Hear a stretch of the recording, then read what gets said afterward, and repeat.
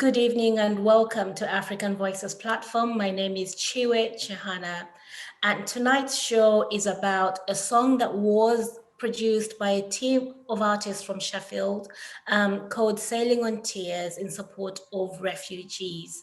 My co-host tonight is Bailo Jallo. Good evening, Bailo. Hello, Chiwe. Good evening. Good evening, Bailo. And our guest tonight is Nadia Durrani-Jones, who is behind the production of this song and the fundraiser. Good evening, Nadia, and welcome to African Voices platform. Hello, Chiwe. Thanks very much for having me.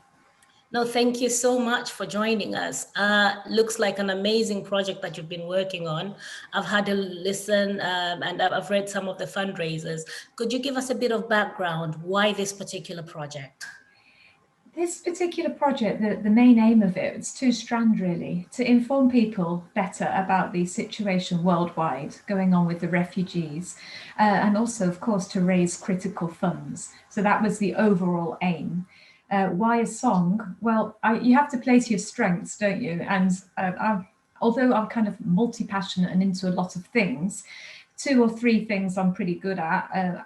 I'm an educator. I'm a secondary school teacher. I've been doing that for the past 15 years. So that is my area of strength. And also throughout my whole life, I've always written and enjoyed music. So I thought, well, why not marry the two and try and raise some funds and awareness through this route? That's really absolutely amazing and inspiring that you could be so talented and play to your strengths. What the title "Sailing on Tears"? How was that born? I think really it came from a very strong visual image that was created through watching news articles, predominantly based around people trying to cross the English Channel in treacherous conditions and coming into difficulties. And I had this image in my mind of like tragedies at sea and people struggling to just get to safety on the UK shores. And obviously there's a link there between salt water and tears being salt-based water. And it's just these people are literally putting their lives in the hands of this boat. Some people, that's the route they take to try and reach safety. And they basically are gambling everything on the slim chance that they could have a better life and some security here. And it just conjured up this image of like people basically trying to get somewhere. They don't know if it's going to work or not, but they're going with the tide. That's all they can do, and just kind of hoping and praying that God is on their side, or the powers that be, and that they reach some kind of sanctuary. That's very powerful imagery. And how did you come upon the cause of refugees? What's your exposure? What's your story? Well, unfortunately, I don't have first-hand experience of what it's like to be a refugee or an asylum seeker or even displaced in any way. So that just puts me in the position of being an empathizer. However, I have had some second-hand experience whereby I've come into contact with children during my teaching career who have come from refugee families. And obviously when they come to the UK, they're fresh, they're new, they're very disorientated, and they're just kind of cast into schools and classrooms and left to their own devices.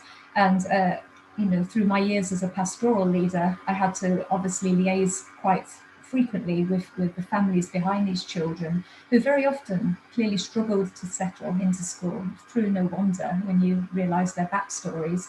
And it just, right from the start, when I was beginning to work with these families and hear about their personal tales and what they've been through to try and get to safety here, it made me feel like very responsible, because I thought, oh, gosh, I am actually spending a lot of time with these children, probably as much time as the parents are spending. So you kind of feel that it's not just your job to teach them the subject, which, by the way, for me is science, but there's a much more holistic approach you have to take, when you're hand on heart trying to do the right thing as a teacher. You have to act more as like a counsellor, as a sort of stand-in parent at times, an advisor, and it's quite difficult. It can feel overwhelming, and you can be left feeling like rather powerless and left thinking, oh, I should have done more there. I wish I could have done more. So, throughout my years as a teacher, I've always known that there are children very vulnerable just in our own city of Sheffield. And in the classroom, there's only so much you can do. You can do a little bit extra if you've got like the role of like a year leader or a pastoral manager. But then, you know, you go home at the end of the day to your cozy house and settle down to your meal, and that's it. That's the end of your input for that time period. So I've always been left thinking, I want to do more and should do more.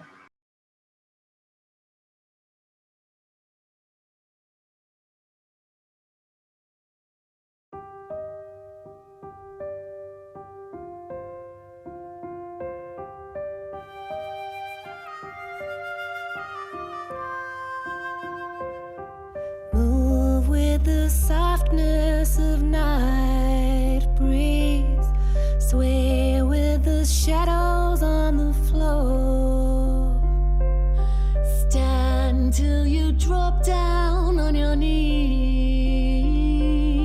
pray they don't ask for any more. Sailing on tears to a future.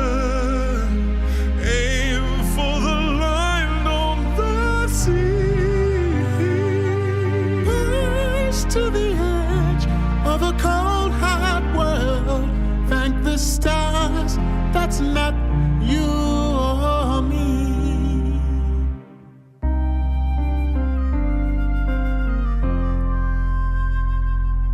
Strike them with tales of your torture. Open a million eyes, losing a mother or daughter. Maybe we can sympathize. In case you run out of your sympathy and find yourself on the wrong path, ask if you know of your destiny and pull yourself out of the dark. Pull yourself out of the dark.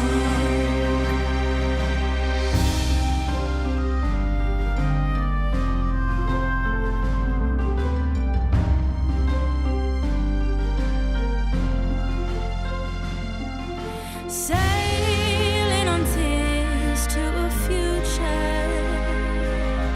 Aim for the line on the sea. Push to the edge of a cold hard world. Thank the stars that's not you or me. Thank the stars that's not you or me. Is this the life they choose, with nothing to give and nothing to lose? Easy to look the other way, but can they last another day?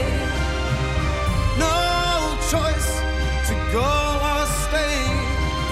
Can they last another day?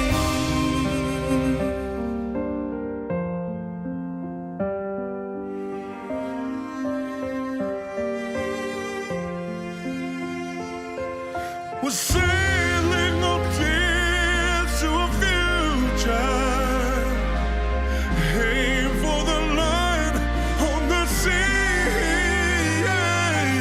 Push to the edge of a cold, hard world. Thank the stars, that's not you or me.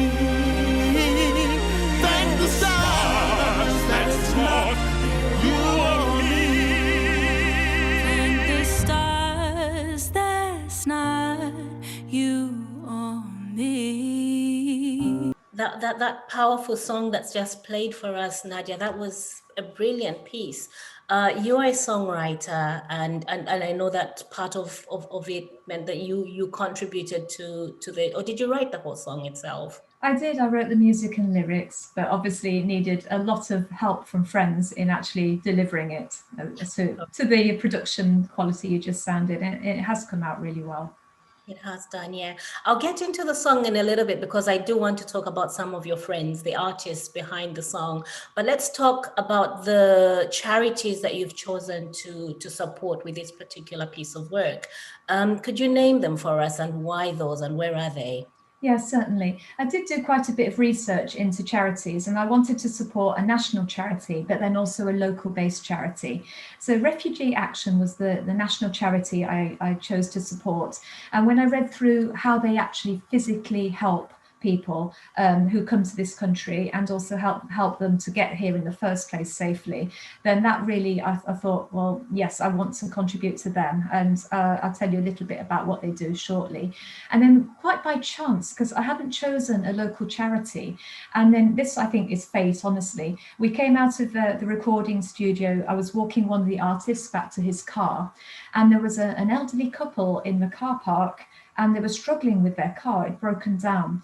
Now, my mechanic friend, he's a musician primarily, but he's also really good with cars. So he stepped in, he took off this lovely gold silky jacket, rolled up his sleeves, and basically proceeded to take off the wheel and fix the wheel. While he was doing this, I spoke to the wife of the couple.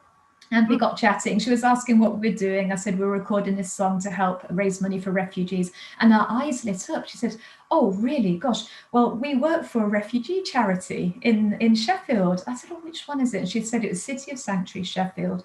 And she told me a bit about it. And I said, gosh, this must be fate that I've come across, because I was looking for a local charity. And she told me what they did and how to get in touch with them. And that was it, really. That's the start of my relationship with them. It's not as straightforward as you think nowadays to raise money through music. In times gone by, many people bought records, and after that CDs, both of which are dying breeds now. But you know, historically, you could make a little bit of profit on them and funnel the money to where you wanted.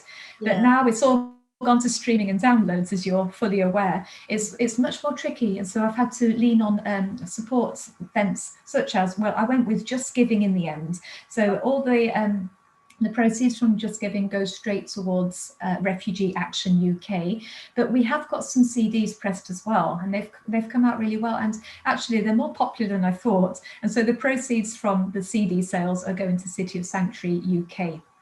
That's brilliant. So is it City of Sanctuary Sheffield or City of Sanctuary Sheffield? Yes, sorry. Yeah, Refugee Action UK, City of Sanctuary Sheffield. Having said that, City of Sanctuary is a UK-based charity. Sheffield was the first of many hubs. So it's like acting as the umbrella for all the other City of Sanctuary places around the UK, including places like Manchester, Birmingham. Absolutely, yeah. So we've had City of Sanctuary on this show before. We've supported quite a few refugee organizations, and the impact of COVID-19 especially has been quite adverse.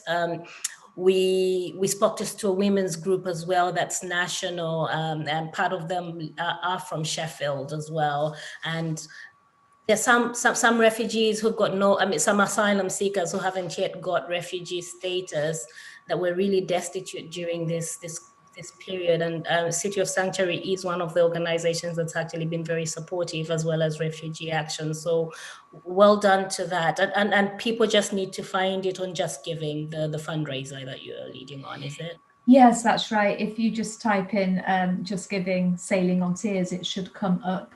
If not, you could type in Nadia Durrani-Jones JustGiving. But yeah, there's only one link. There's also a website as well, sailingontears.com, and all the information's on there. So people can order a CD securely, get it posted out, or obviously there's a link to the JustGiving page as well there.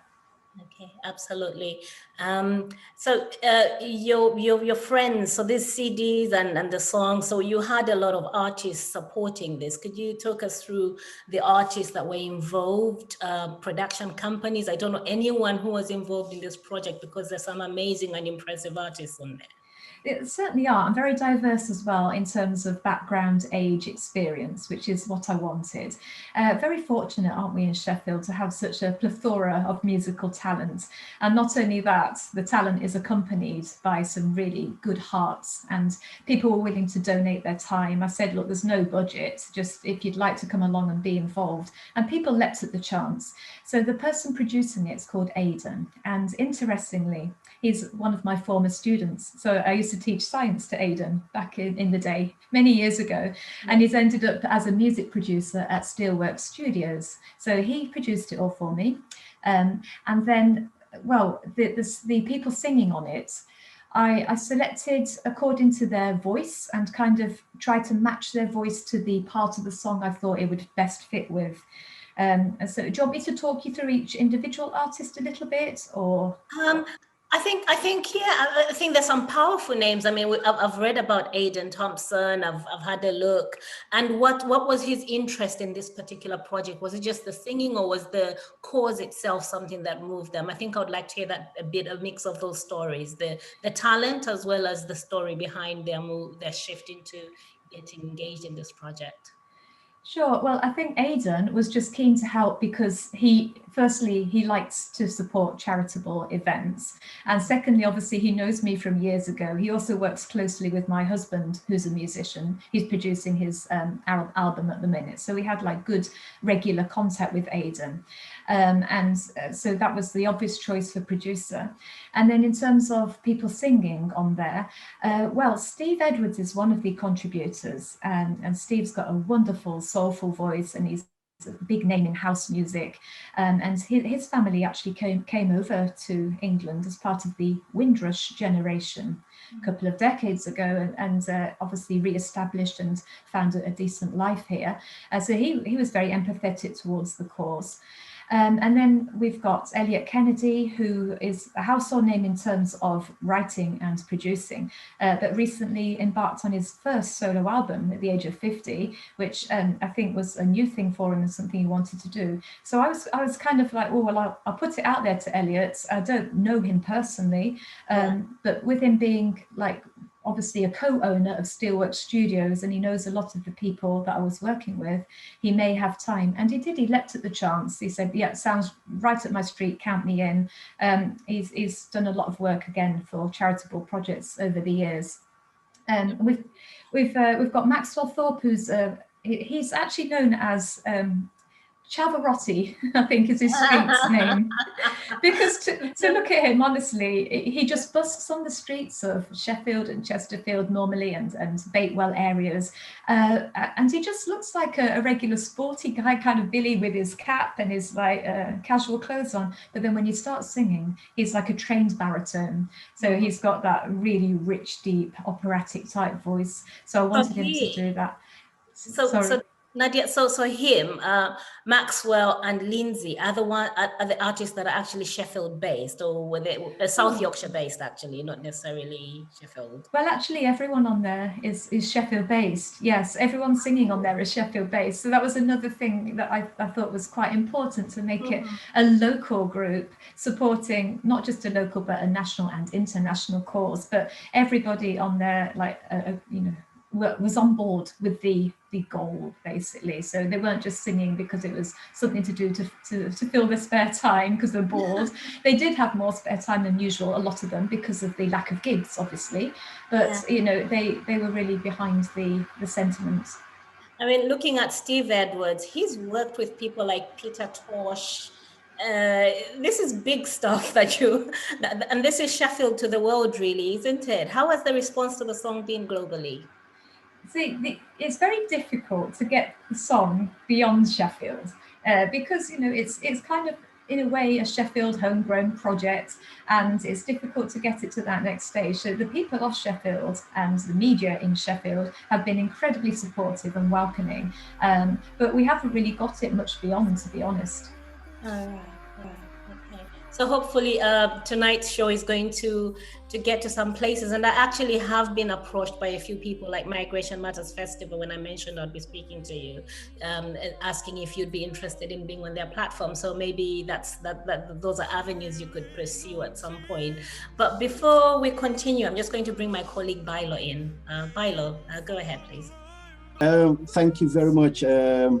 My colleague has been doing really, really well, keeping you going for all this time. I'm just wondering, from our last conversation last week, you spoke about something that really got me thinking, especially you've mentioned it today again about you had nothing or you didn't have any kind of like first hand, I don't know how to put it, but like experience of being a refugee or that kind of thing. But just by teaching the kids, that has kind of like put you into a situation where you kind of like thinking like a parent who has kind of suffered or who has kind of like experienced certain traumas, and you feel like you have to do a lot. I'm just wondering, is that something that is really in you naturally, or it is something that you've kind of experienced as a teacher now, listening to their stories, or because of knowing or seeing them, understanding that some of these people might have been your children or yourself? It's difficult to say if it's in me naturally to be empathetic. I guess there is some kind of innate way of connecting with people and trying to put yourself in somebody else's shoes. But also, I think a lot of it, you do, you become a little bit more aware and intrinsically involved from actually speaking to people and seeing people in the flesh who've lived a very, very different life. So yeah, I think it's a bit of a combination, to be honest, Philo. So looking at this year as well, or last year, there are so many people who tried to cross the channel into the UK and some also into the Mediterranean. And many people have died into their thousands, you know, and coming to the UK, and not as many as into the Mediterranean, but still some people have lost their life even about 2 months ago. In terms of what you are doing, it's one way to support refugees, it's one way to raise awareness, but what are you really hoping for people who have got power, who have got authority to do? Because people like you are just like an individual. You can make a difference, but the government or organizations, I believe, tend to have more impact, if you know what I mean. Yeah, you're absolutely right. There's only so much an individual can do, but then if a lot of individuals make a difference, then it can obviously have more of a cumulative effect. There are some shocking stories when you start delving into what's going on at the moment in terms of how asylum seekers and refugees are being kept. And obviously the problems are compounded with the COVID pandemic. I don't know if you've heard of the Ban the Barracks campaign at the moment. That's being headed by the Refugee Action Group. So a lot of the asylum seekers are being housed in disused army barracks around the country. And obviously the conditions there are really quite barren. They're cold, they're squalid, they're crammed together. And they're obviously locked in. It's like a prison. And it's not unique, I know, to the barracks situations. A lot of the accommodation, temporary accommodation for asylum seekers is pretty roughshod.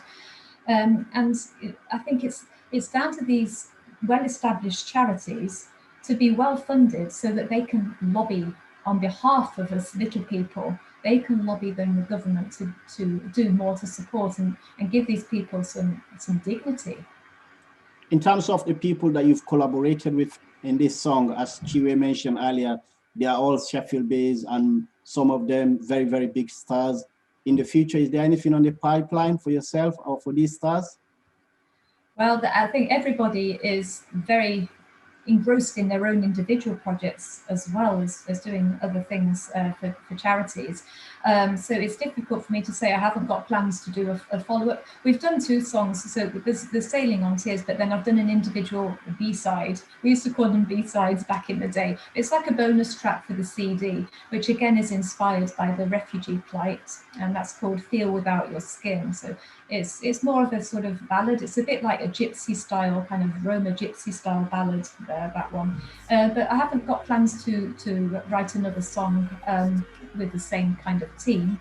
Who knows though?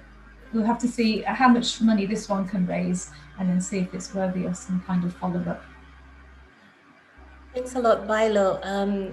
Leads nicely into asking about Joby Durrani, who did the artwork on the CD. It's a similar name to yours. What's the story there? Oh, you've picked up on that, Chiwe. Joby is my only daughter. I have a son and a daughter, and she happened to be at a bit of a loose end this summer because she graduated, in inverted commas, from Art College in London, and of course was left with no graduation ceremony, no end exhibition, no jobs to apply for. And so she was really kind of feeling a bit dispirited and said, I just need something to sink my teeth into. And immediately I thought, I need some artwork for this project, and spoke to her about it. And she, again, she's like me in some ways, but she's far more talented in the artistic department, but she has got such a big heart and she does empathize.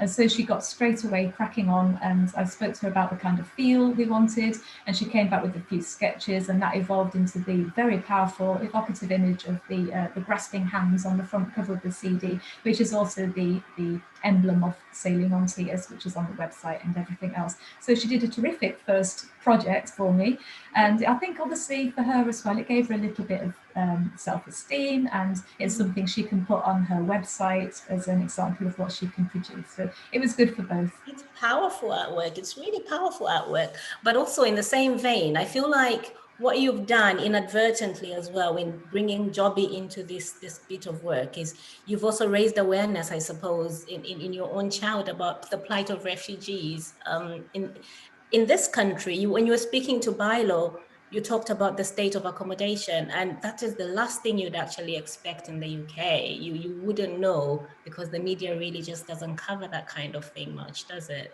No, it's I mean, if it was to come into light a little bit more, I think it's quite shameful, actually, that such a developed and economically powerful country such as the UK can keep people, and they are people, don't forget, not just animals, in these conditions.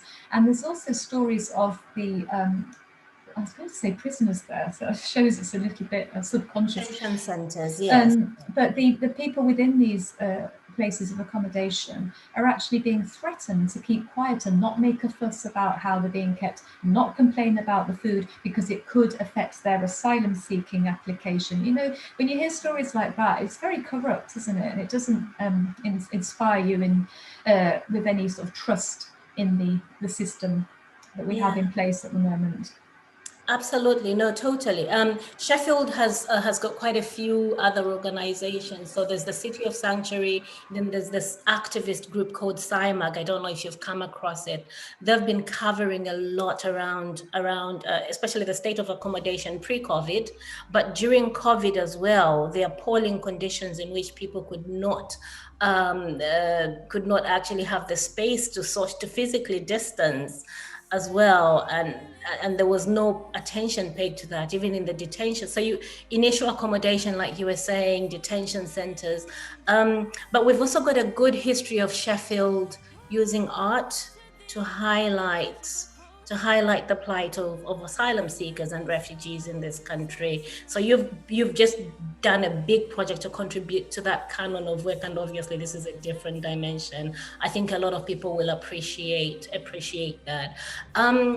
What's your target in terms of fundraising, financial? What's the financial mark, and how long do you want to go on for? Well, I'll go on as long as the contributions keep coming in. I wouldn't like to close the accounts by a particular date. I tentatively gave a target, but the problem with setting a target is it's like a ceiling, isn't it? It's like, right, that's all we need, and if we reach that, then that's mission accomplished. Obviously, it's not so cut and dry as that when you're raising money for these organisations, which, by the way, I'm sure you're aware, have been hit pretty badly by the pandemic. Donations have dropped considerably. So at the time when the need is greatest, the supply is lowest. So it's a bad combination there. I wanted to raise £3,000 initially, and we're kind of just over 1,000, about 1,200 at the moment with the CD sales. So it's some way to go, but you know, it's a tough time for a lot of people.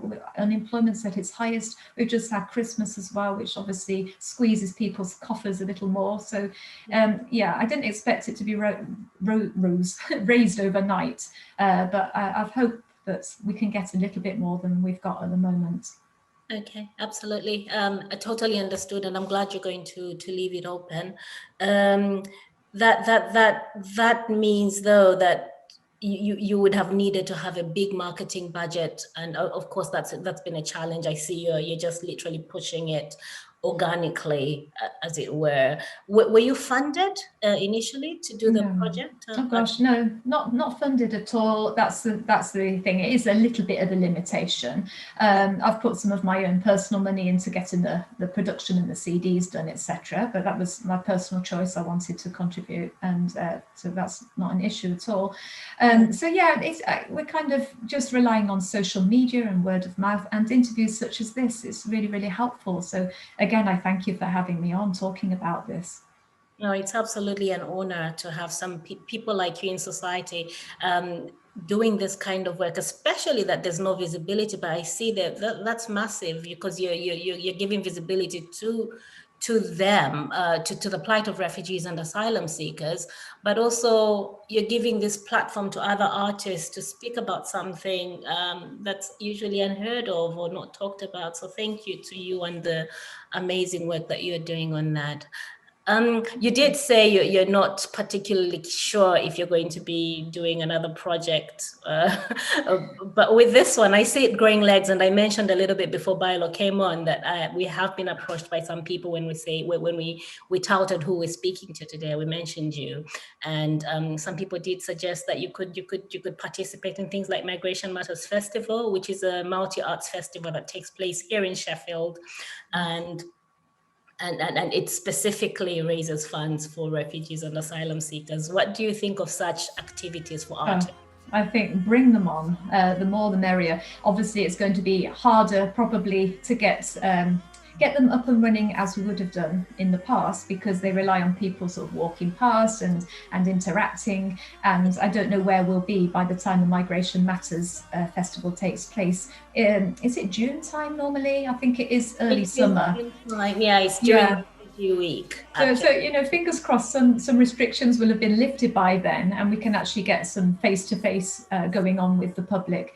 It's a bit of a challenge, isn't it, to try and break down the negative media surrounding asylum seekers and refugees. There's so much of it, and it's all shrouded in that ominous cloud of immigration and the country's overcrowded already kind of thing. And it's hard to try and dispel some of those myths and rumours, that people do need to be aware that actually the UK is legally obliged, according to the 1951 Refugee Convention, to help a certain number of refugees each year. But moreover, it's a humanitarian expectation, isn't it? So we shouldn't have to do it because we're legally obliged. But if you want to get down to the black and white of it all, we should be doing it anyhow. We definitely should be doing it. Somebody has to step up, and somebody does have to uphold the fact that we are signed up to that UN convention. That's absolutely perfect. Aspiring artists that would want to take, especially from the refugee and asylum seeking community, what's your encouragement to them? Because that's another thing that's missed. There's so much talent. People don't just come as statistics. They actually come as human beings with everything they own. And lots of them will have had some artist background. Any encouragement to them? You know, this would be such an untapped source of talent and inspiration. And the best pieces of art come from first-hand experiences, don't they? And so these people are best placed to write powerful songs, to draw powerful images, to tell, you know, genuine stories of their life, you know, changing names and what have you. There's a lot of potential there, isn't there? It can feel quite exciting. But like you were saying, it's giving people the opportunity and the platform to be able to share their stories and pieces of art in whatever way they wish to. But that's a very exciting avenue. I'd love to see that explode. Yeah, absolutely. You know, before you started this project, before lockdown actually came, you were due to go to the Middle East to teach, weren't you? Was that songwriting you were going to do? What was it? Close enough. It was Southeast Asia, Cambodia. Yes. No, I was actually going to teach science and work on a animal sanctuary, a sun bear sanctuary in the spare time. And it was, such a personal disappointment to me with the pandemic coming just literally 2 weeks before I was due to fly, all the borders shut, and Cambodia did it properly.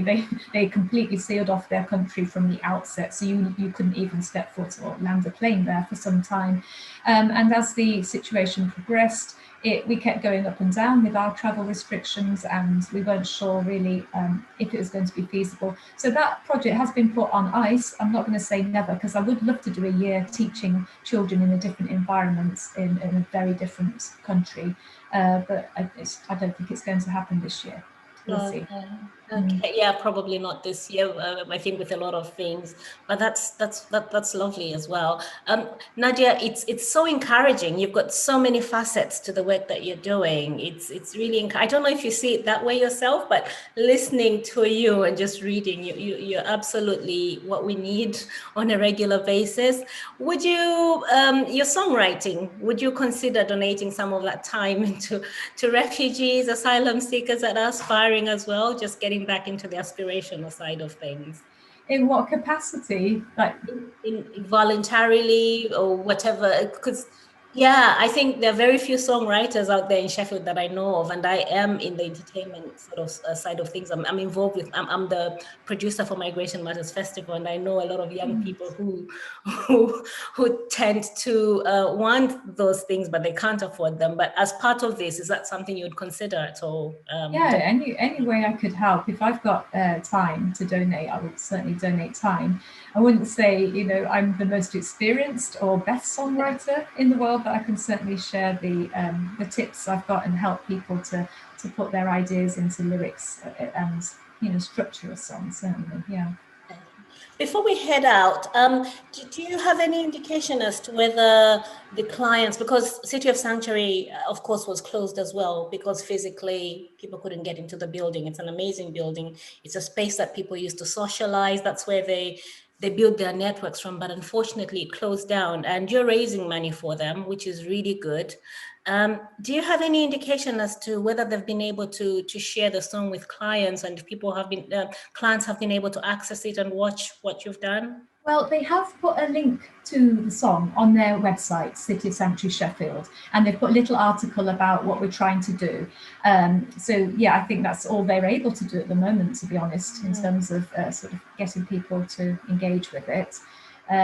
Refugee Action, it's unfortunate. They said they couldn't put a link on their website to it, because I don't know really why. They say we can't do that. We're very low capacity staff wise, and we have to just concentrate on getting the money to the people that need it, etc. And I kind of understand where they're coming from. But they're receiving regular donations from the JustGiving site, so it doesn't just build up and up and up, and then I give a lump sum. It just siphons off automatically straight to them. So they've already had like several hundred. That's really beautiful. I didn't know that it worked like that on JustGiving. So yeah, I didn't, because it's the first time I've used JustGiving, but it gives me like an update of how much has actually been received already. So at least I know it's starting to do some work, the donations. Okay. So just one last call out to people, why they should support you and how they can support you and the song. Well, thank you. If people are interested in actually seeing the artists in action, then you can go on YouTube and see the video. Again, I forgot to tell you this, Chue, the video was put together by Joby as well, so she did the editing for us. So as well as the artwork, she's had a little crack at video editing. And again, I think a very good first job. So yeah, on YouTube, it's obviously free to watch, Sailing on Tears, you can see that. And linked at the beginning and end of the song is the JustGiving page, so you can just click on that or use the QR code if you've got your mobile phone handy. Otherwise, everything else is centralized on the sailingontears.com website, so you can have a little look and explore there, and all the links to the pages are very easy to see. So hopefully people will be able to find out as much as they want to from there. There's even an email address for people to contact me directly should they wish to. Okay, all right. And what's your email address, just for those who are listening? Sure, it's sheffieldtalent@hotmail.com. So that's sheffieldtalent@hotmail.com to support Sailing on Tears. And this has been Nadia Durrani-Jones. Nadia, thank you so much for joining Bailo and I tonight on African Voices platform. Thank you. Okay. Good evening, and that was Nadia Durrani-Jones again, from who has produced Sailing on Tears which is in support of refugees globally, globally in the sense that Refugee Action will take in refugees globally. And then locally in Sheffield is the City of Sanctuary Sheffield. So if you could just go to the website and support that work, that will really be appreciated. Good night, everybody, and thanks.